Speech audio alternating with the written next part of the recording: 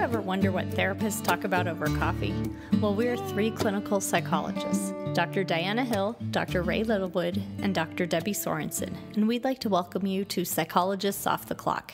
In this podcast, you'll get a glimpse into the books we read, the research we think is interesting, and the ideas from psychology that we use to thrive in our own lives. Our webpage is www.offtheclockpsych.com, and there you can find resources we mention in this episode, as well as other podcasts we've posted.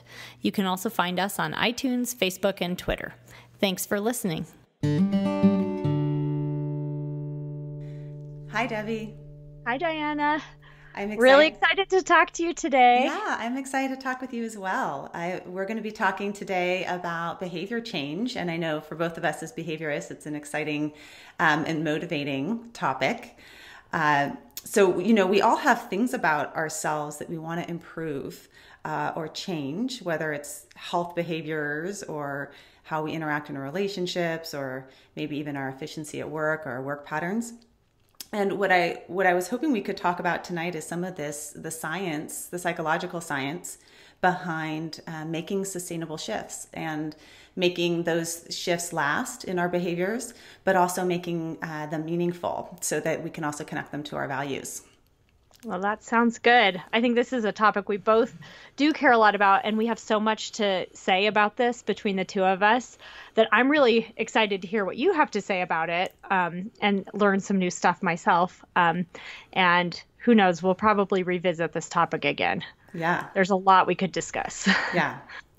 So I think that one way I'd like to break it up is to talk about sort of three components that are important in behavior change. And the first component being this whole idea of willpower, and actually how myths around willpower really get in the way of us making the changes that we want to make or the improvements that we want to make in our lives. The second piece that I'm hoping we can talk about is more about this concept of values. And that's a unique piece of acceptance commitment therapy, but really digging into values as being a motivator for motivator of what we want to change, using our values as our guides. And then finally, I want to talk about this concept of tiny habits, which is from a researcher named B.J. Fogg at Stanford University. And it's a fascinating approach and really kind of probably exactly the opposite of the approach that most of us take when we're trying to make a shift in our lives. So are you ready for all that? That sounds great. Good. Oh, I'm ready. It sounds good. Good. Let's do it. Let's do it. So let's talk a bit in starting about this idea of willpower. And oftentimes, I think that we think that we need to have a lot of willpower to make ourselves do hard things. And that's actually how we're going to kind of get through to make the shift of whether it's like start exercising or change an eating pattern or willpower to get through a work assignment and the irony is that willpower is much like a muscle, and it's a depletable resource that over the course of our day, all sorts of activities are impacting our willpower and decreasing it. So that by the end of the day, say you had a screaming kid today and a difficult day at work, and you maybe didn't get enough food to eat, and you had to use some willpower to get yourself to exercise. Over time, our resources and actually our cognitive abilities to exercise control over behavior decreases. So using and depending upon our willpower to make sustainable changes in our life can be pretty problematic and tricky, because sometimes our willpower will be low. And if our willpower is low and that's the thing we're depending upon, we won't carry out the behaviors that we want to be carrying out. Do you have any examples of that, like with your clients around trying to use willpower to change themselves or buying into this idea of willpower? Oh, I don't even know where to begin. I can think of so many examples just off the top of my head. Like, a lot of my clients who are struggling. I think a lot of times when people are struggling to quit something, like quit smoking. I have a client I've been working with recently where quitting smoking is part of our sessions. And it's when people are stressed out, making a change like that is just very, very difficult. A big change, and but I also was just thinking for myself, was it 2 or 3 days ago? Sometime earlier this week, I had a pretty stressful day. Nothing major, but just one of those days, and I kept eating all this junk food. Yeah. And I mean, it just, anytime I was like near the possibility of junk food, I just had no like restraint whatsoever. And I mean, I felt sort of yucky about it afterwards, but I think what was going on was that the stress was just making it so that, I couldn't quite inhibit that urge. There's actually, and there's actually some research on that in terms of one thing that actually increases our willpower is glucose. Because one of the theories around decreasing willpower over time is that our brain is using up so much glucose it gets depleted. And so they've done studies where they've actually given people like Tic Tacs or a little bit of sugar while they're studying or while they're working on something, and it actually increases their willpower. But you're right. No, it's not a coincidence. That I was reaching for. But on that's my also, could be a problem if you're, kind of always using sugar to get through your day, right? Oh, yeah. Kind of could be contraindicative to some of your other valued actions. So, and I don't think it helped much with my stress either, I'll tell you. Yeah, exactly. Yeah. So this idea of willpower being something that deteriorates over time has shown up in a lot of interesting studies. So they've done studies. Kelly McGonigal, who's a psychologist also at Stanford, and she wrote the book, The Willpower Instinct. She talks about studies where people who are on diets are more likely to cheat on their spouses. So they're using all these resources to control their food and then kind of spilling out over on the other side. Smokers who have been without a cigarette for 24 hours are more likely to binge on ice cream. Again, so you're using your willpower in one area and it gets depleted. Can't use it in another area. There's some researchers that have studied binge eating disorder and the sort of a model of restraint and restrictive eating that have looked at how restrictive eating is so closely related to binge eating. The researchers being Pahlavi and Herman, and they actually have came up with this psychological term called the "what the hell" response, which is, we've all been there. Like, you're trying to like restrain yourself from eating something, and then if you eat just one little piece, you might as well eat the whole box. And that's this sort of concept of like almost like a rubber band, willpower being a rubber band that gets stretched and stretched and stretched and stretched. And at some point, if you let go, it's going to fling all the way across the room. And I suspect that might have something to do with you always see that when people are on very restrictive diets to try to lose weight, when they eliminate whole types of food or get on, a very regimented diet, that they might lose weight in the short term, but it's really hard to stick with those because probably that sort of what the hell, or, the rebound effect. Right. After restricting for so long, it gets exhausting, right? Right. Yeah. There's a whole series of reasons why dieting is not effective in that way. One of being that rebound effect. Others just, your increased craving that happens when you're not getting enough glucose to your brain. Yeah, right.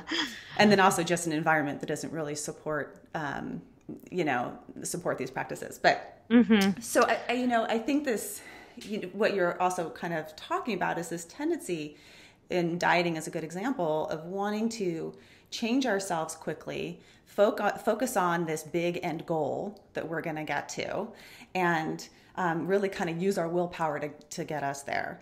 And, one example of that may be, someone that kind of pose you a question. If someone were maybe wanting to start meditating and then got inspired by meeting, someone that was meditating an hour a day. We all have those people that we want to aspire to be like. And so they decide, okay, I'm going to meditate an hour a day for the next 40 days.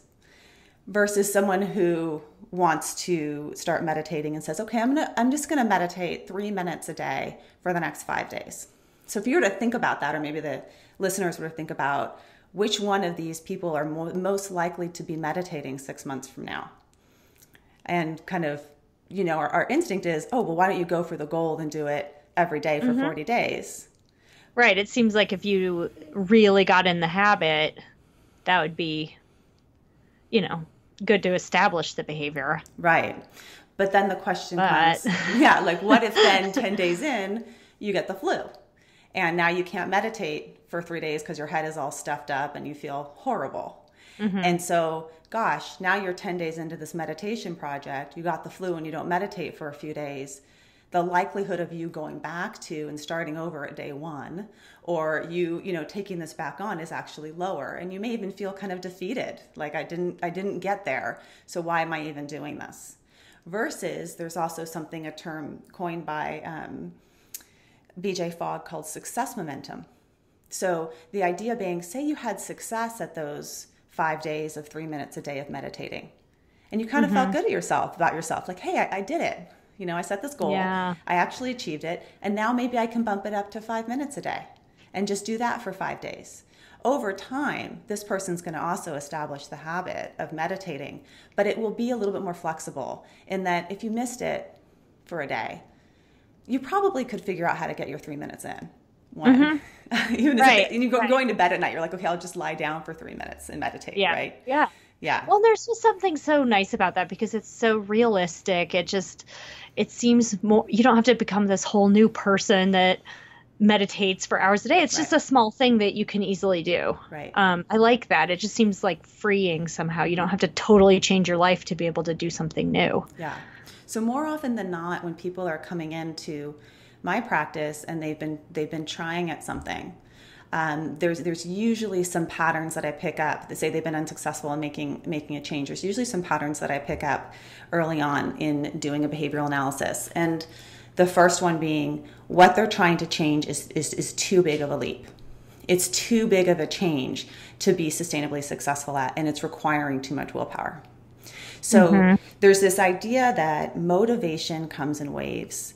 And we have to be able to surf the wave of motivation, as BJ Fogg would say. We have to be able to move with the fact that there's going to be a time when your motivation is so low to do this behavior.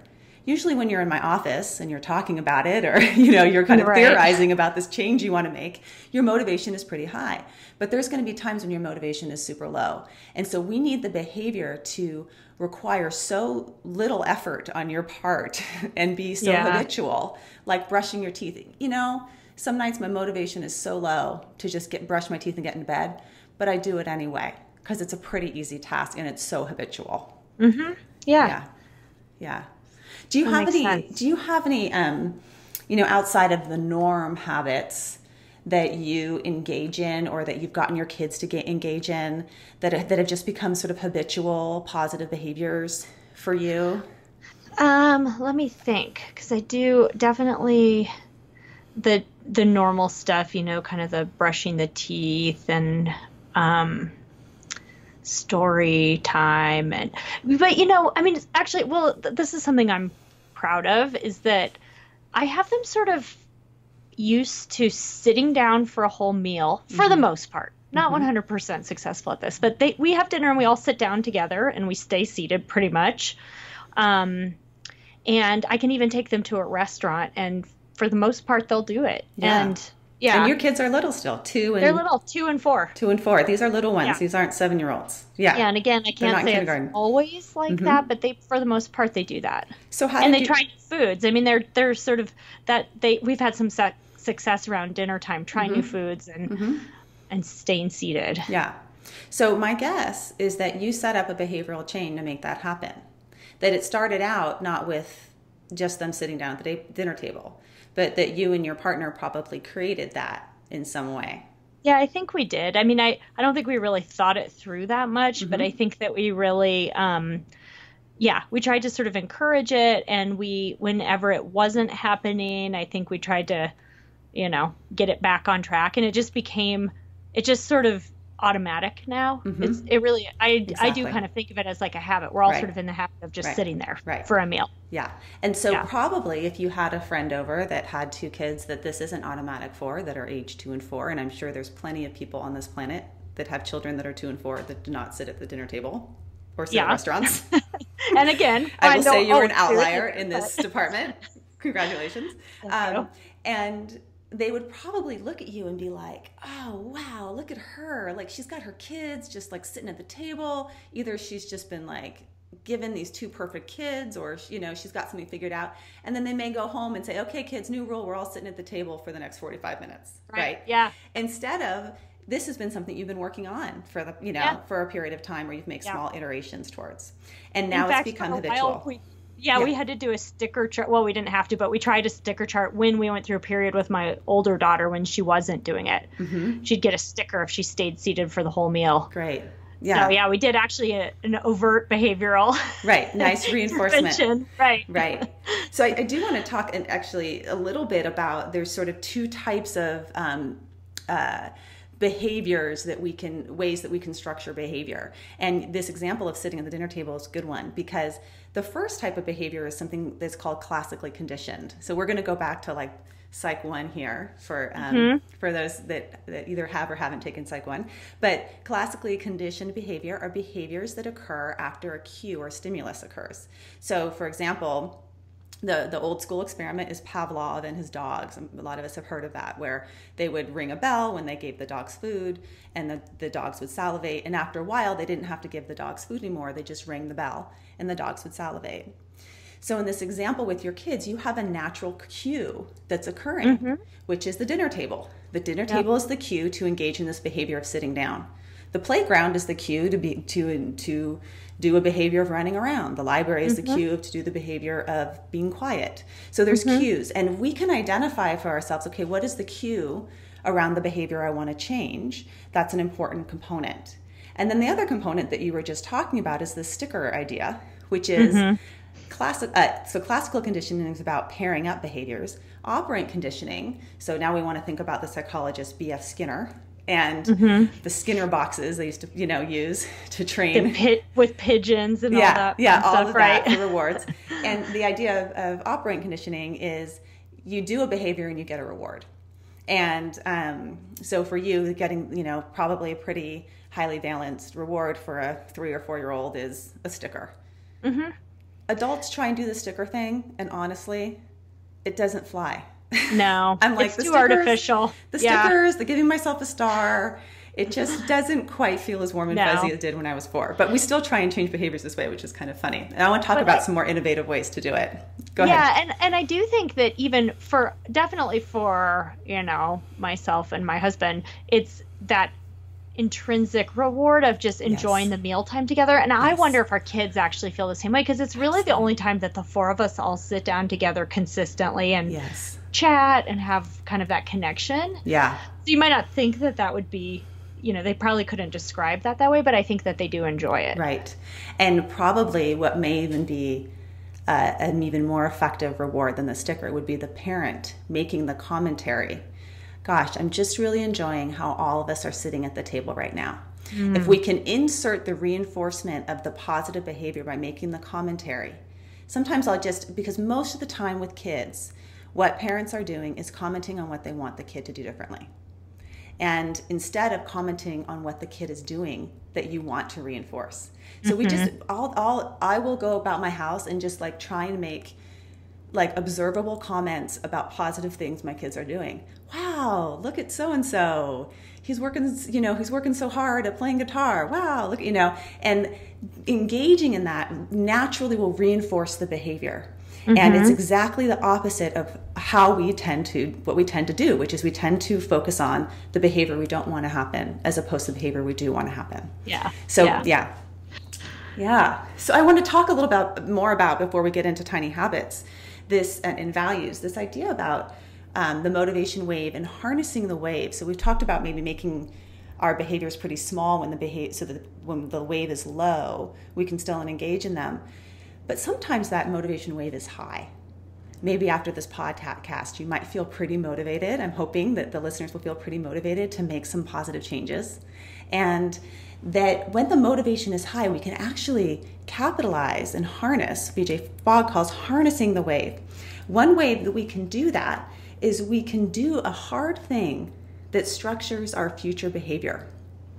So, for example, one thing that I've been working on in my practice, my private practice, is maintaining the 50-minute hour. Because as a therapist, having those 10 minutes to take a breath or do some movement or write a note, whatever it is really important. And it actually changes dramatically the way that I interact with my clients throughout the day. But my motivation to maintain that 50-minute hour decreases the closer I get to 50 minutes. because I'm getting to 50 minutes and my client's like in the middle of the story or sharing something really important. And I feel like, oh, but this is way more important than me taking that, 2-minute walk or stretching. And so my motivation is high at the beginning of session, but by the end of the session, my motivation to maintain the 50-minute hour is low. So one way to harness that motivation in the beginning is to maybe set up by telling my client, hey, one thing I'm working on is a 50-minute hour. So I'm going to really work on ending today on time. And I've already kind of structured my future behavior by setting that up in the beginning. Yeah, that's a good idea. Yeah. Yeah. So another thing that we could do when the motivation is high is do something hard that makes the future behavior easier to do. So for some people, it may be, say they want to exercise after work. They may pack their gym bag and put it on their desk so that when they're leaving work, the gym bag is right there and they see it and it's easier to get to go do. Or sometimes, this is a little secret, sometimes I'll wear my yoga pants and I'll wear like an outfit that includes my yoga pants so I can go straight to yoga or do yoga right away. So that now we know the truth now about you know the truth about, if you see me in the black leggings, you know where I'm going after session today. Because honestly, that little effort to change is like too much. Like it'll throw me over the edge if I'm not going. I'm sorry. Putting on the yoga pants is too much. Yeah. I have the same problem with exercise because I tend to exercise at night. And if I'm either in my pajamas or haven't changed into my gym clothes, it's that little bit of extra effort to put on the gym clothes that sometimes it's like just exhausts me. Right. And that's it. Right. So it's doing these behaviors that help out your future self. My motivation's really high right now. So maybe what I'm going to do is cut up a ton of the fresh veggies so I have them available in my fridge for my motivation is really low. Later in the tomorrow in the afternoon when I'm going to grab something, but I'll know that those are available because I'm helping my future self out. So when your motivation is high, think about how can I help out my future me? And then when you help out your future you can be like, thank you, me. You're so awesome. Yeah, thank you for doing that for me, taking care of me in that way. So we want to also think about something called echo behaviors, which are behaviors that set up a series of other behaviors after the fact. So for some people, it may be like making a commitment to purchasing. Say they purchase Audible because they want to listen to more books and have that be part of enhancing their life in some way. Actually making that purchase to a series thing that's going to come out of your account every month is going to set up the echo behavior of you're probably more likely to listen to a book because you're already paying for it. Or like a gym membership or things like that. Yeah. So let's talk a little bit about values as motivators for behavior as opposed to shoulds. So maybe I'd like for you to maybe think about, because I'd love to work on some behaviors with the two of us, but are there certain things in your life or certain behaviors that you may want to be working on changing, making a shift around? Yeah. Well, one thing I've been kind of thinking about lately and just have made, a little here and there progress toward this is I tend to just have a really hard time putting myself to bed at night. Like I tend to stay up too late. And I have a hard time shutting down in the evening because that's sort of the only time I have to myself. And then what ends up happening is that I'm so tired in the morning, I hit the snooze button and then I'm, frantic in the mornings and I'm running late. So I'd really like to work on like just setting a better sleep routine where I go to bed, at a certain time earlier than I have been and more consistent. More consistent. So one area you want to work on is getting to bed earlier and having it be a consistent change. I also heard in there, so I'm always kind of listening for values. I'm like a values highlighter when I'm listening. I heard in there, nighttime is the only time I really have for myself. Yeah. So there may be a competing value here. Like I want to get to bed early, but nighttime is also my time. Yeah.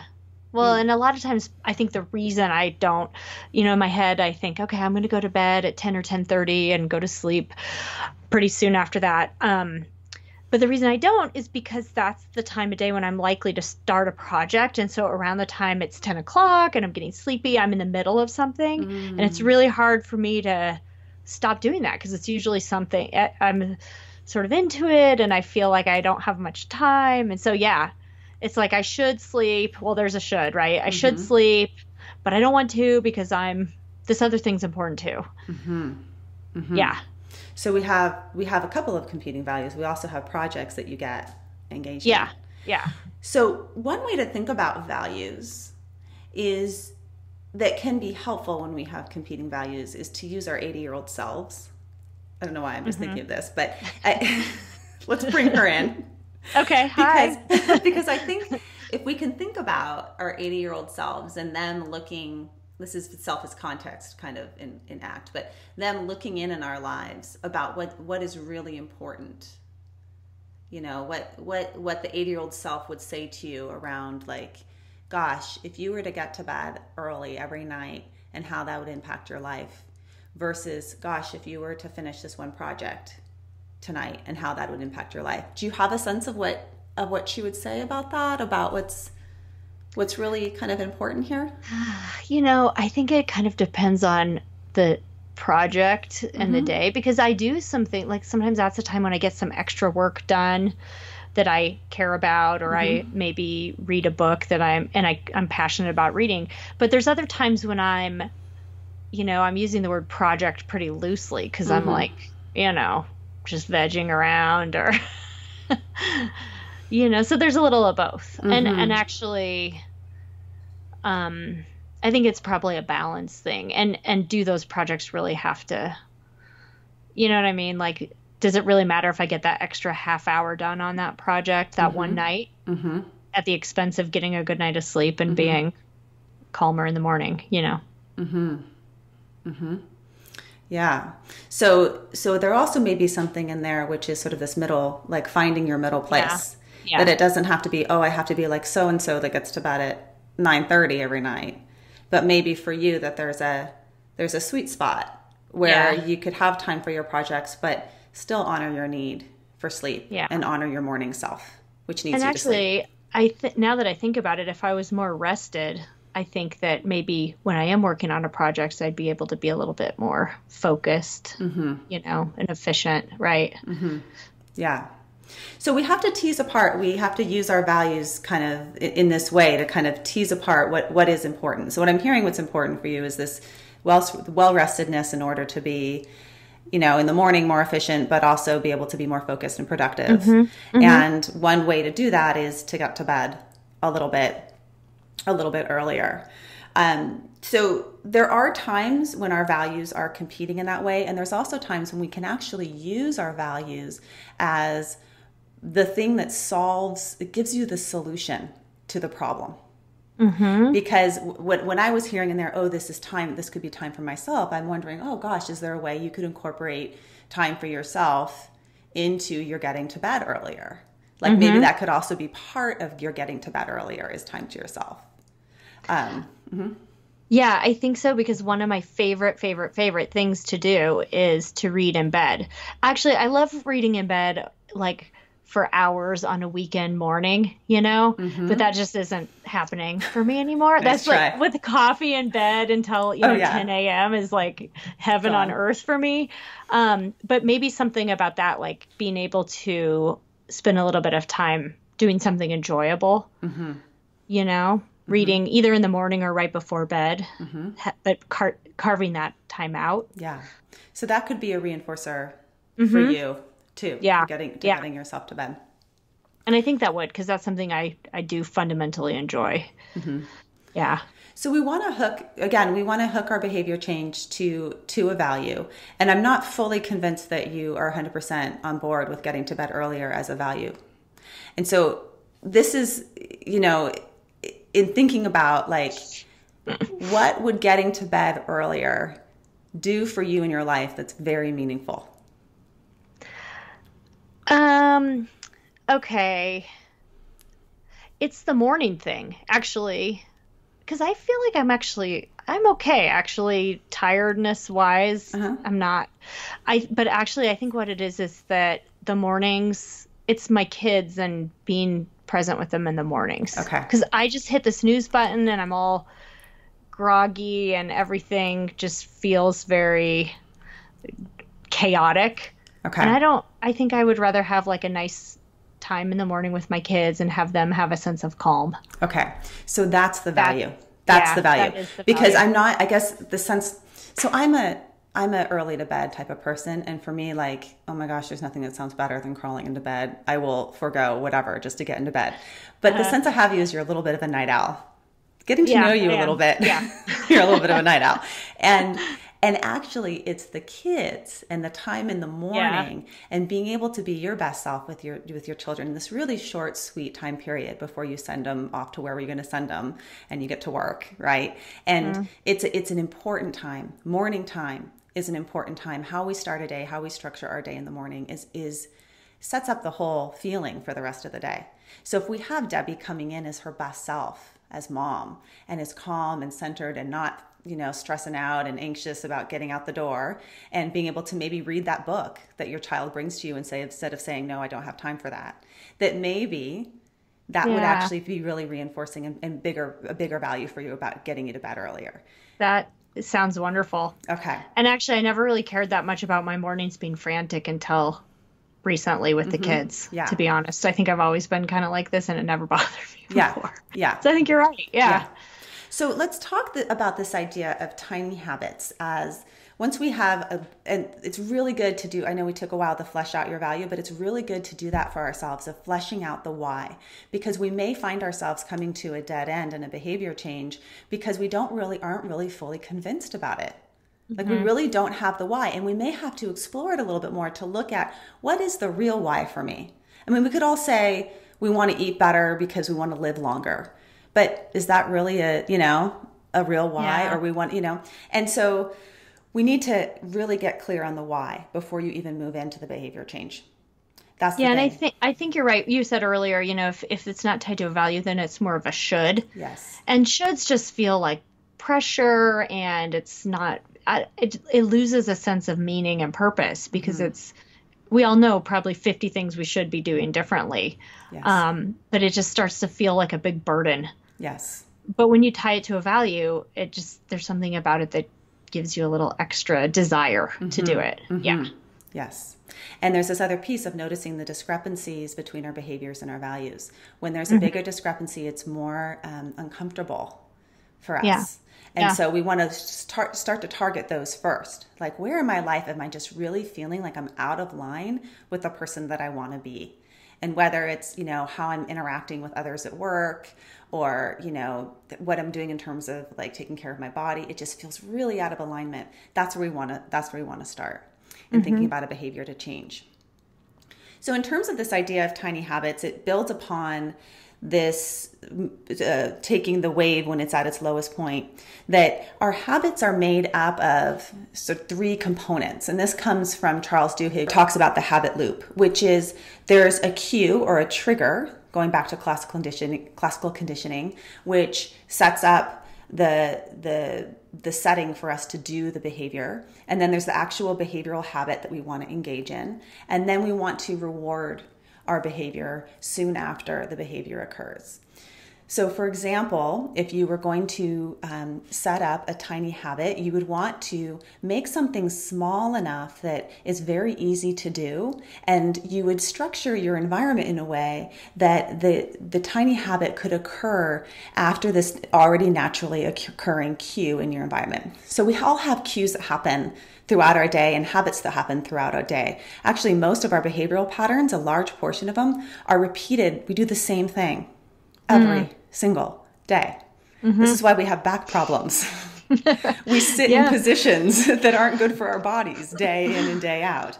There's actually a whole thing around changing our movement patterns in a way that's Katie Bowman, she talks about nutritious movement. So moving our bodies in different ways and keeping our bodies moving so that we don't get into, problematic patterns. So we could take an already existing behavior that occurs in our life and attach a tiny habit to it.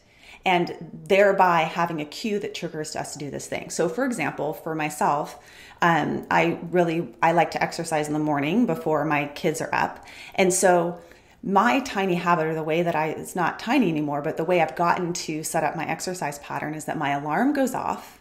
And when it goes off, that's my trigger to get up and get out of bed. And then I get up and get out of bed and I go straight to my coffee machine. And I have this, I don't spend a lot of money in a lot of places except for coffee. So we have this really expensive machine, and I buy this really specialty, fair trade, wonderfully roasted coffee and make myself a really lovely latte. And that is my reinforcer for just getting out of bed first thing in the morning. And that's the first piece, or the first step of my habit. And then I've structured on other patterns in my exercise to continue to structure my environment in a way that works for me and that reinforces that behavior, so that it's in sort of very low. The exercise isn't low effort always, but the making that pattern happen is very much just structured into my life. That's a good idea, because I think I enjoy coffee as well, but I feel like, or, my routine is more that I feel like there are certain things I have to do before I can get down to the coffee pot in the kitchen. So, I have to get up and take a shower and do all these things that I find less pleasant than coffee. Perfect. Maybe but that's I'll change it up a little. But but you actually probably are setting up a natural behavior pattern for yourself. You're doing these less pleasant things and you're reinforcing yourself for having done them by enjoying your coffee. Right. Yeah. But it's not helping me get out of bed any sooner. No. Right? So if you wanted to reinforce the getting out of bed sooner, yes, you probably would put your coffee earlier. Yeah. Interesting. Another habit loop that sometimes people do is use going to the bathroom as a trigger. And so BJ Fogg talks about, he started with every time he went to the bathroom, he would do like 3 or 5 push-ups. Maybe he started with like 2 push-ups, and then he increased it over time. So now over the course of his day, depending on how many times he goes to the bathroom, he does push-ups all day long, and he'll do like 30, 50 push-ups a day, and has gained this sort of strength just because he's tacked it on to the habit. So we want to structure an environment in a way, and cues can be things that are outside of ourselves or inside of ourselves. So a cue may be like an alarm going off, but a cue may also be when I notice myself getting really tense and angry and I'm about to respond, maybe get snappy at my partner or get snappy at someone at work, or, get snappy at my kids, that can be a cue to engage in a new habit pattern. So I'm noticing myself getting angry. Could I take a deep breath and hold it while I count to 5? So the behavior could be linked to something internally for ourselves. So that's the cue. What about for you in thinking about this nighttime trying to get to bed earlier? What could be a cue for you to set off this chain of events to get you into bed a little bit earlier? Well, I think there's always a time. I don't know if it's always at the same time every night, but there's always a point where I start to feel sleepy, and a lot of times what I'll do is go eat a snack or something like that just to kind of keep powering through.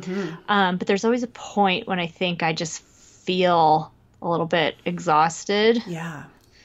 And I actually think at that point, one thing is that if I'm immersed in something, I kind of want to stay up. But the other thing is that it takes effort to get up and go to bed. Yes. So I think that's why a lot of times instead of going to bed, I'll either like just keep doing what I'm doing or grab a snack or something like that. But it could be the time, it could be that, it's 10 o'clock, but it could also be that it's, I'm starting to feel that tiredness.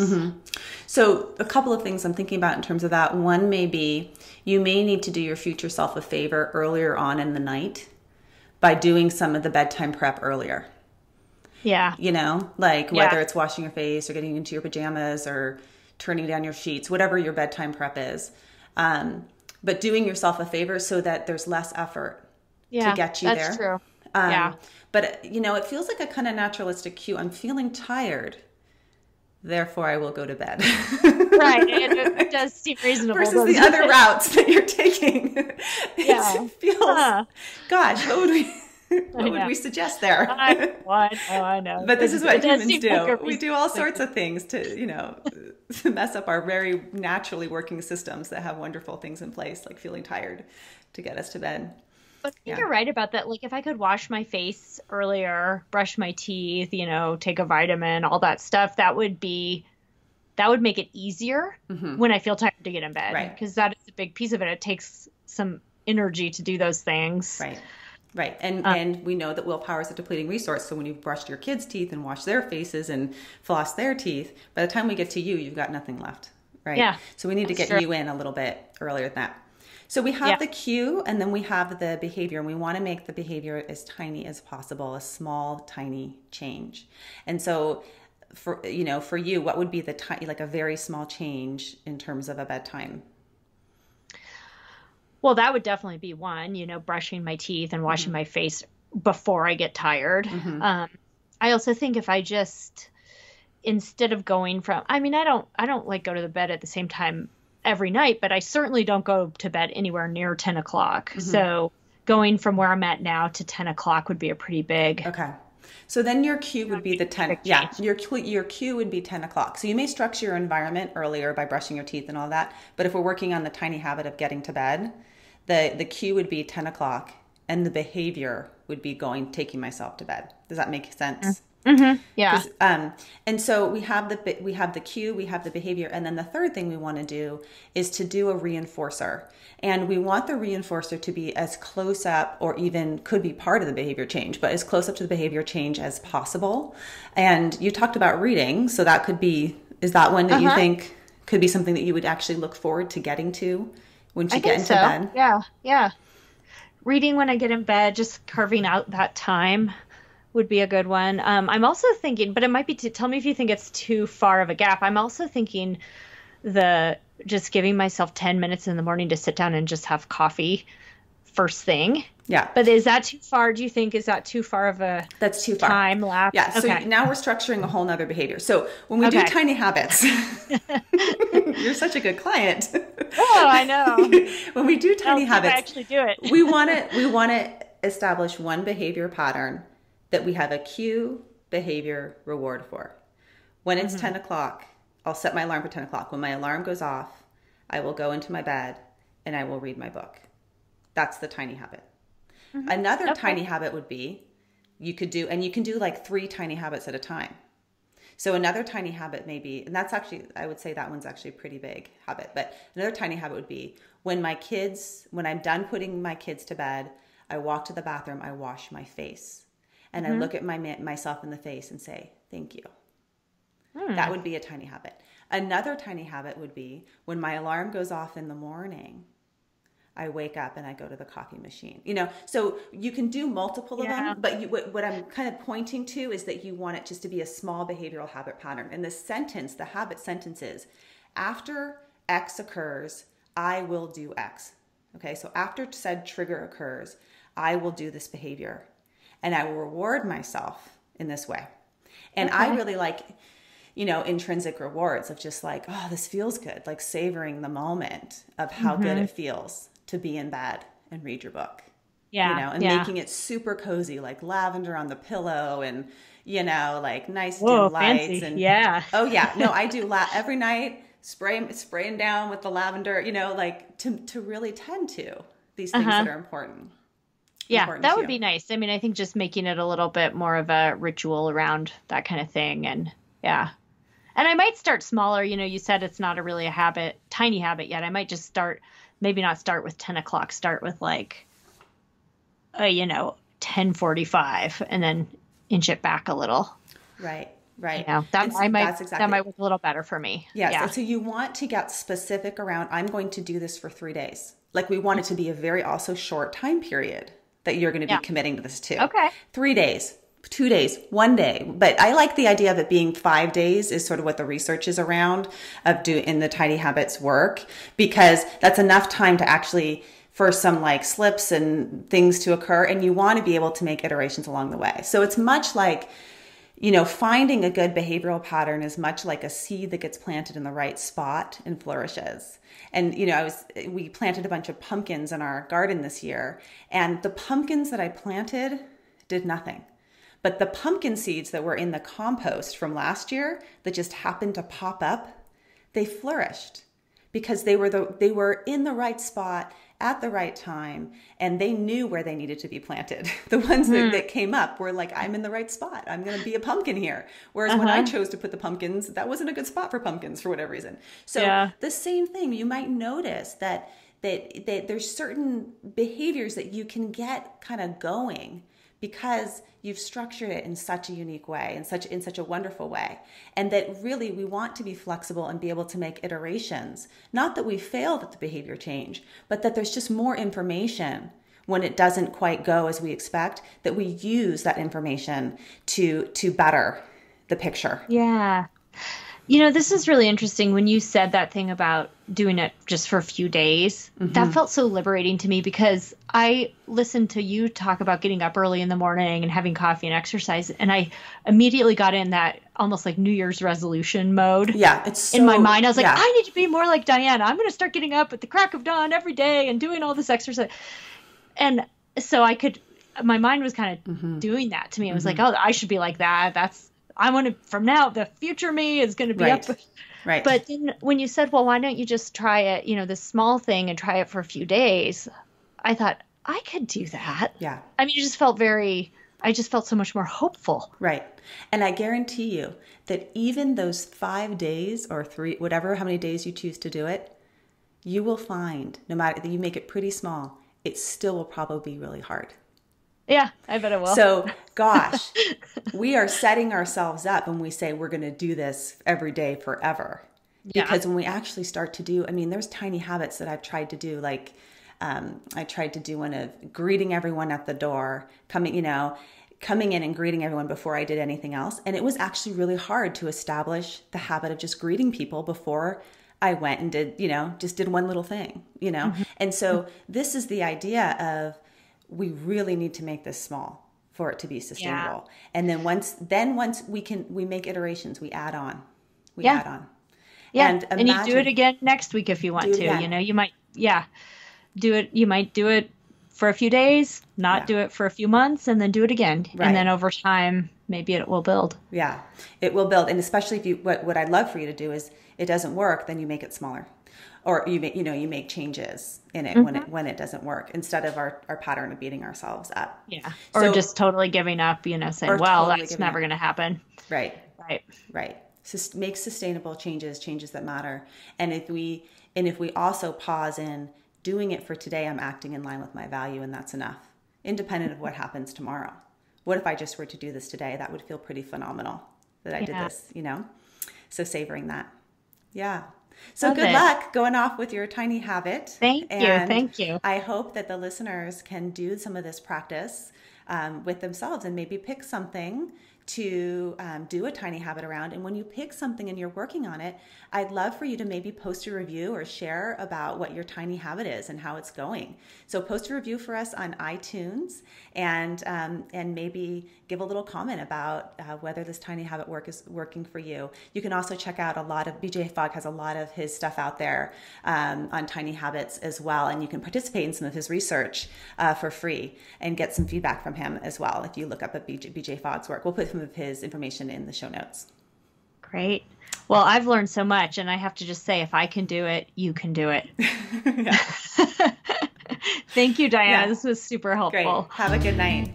You too. Bye-bye. Okay. Bye-bye. Thank you for listening to Psychologists Off the Clock.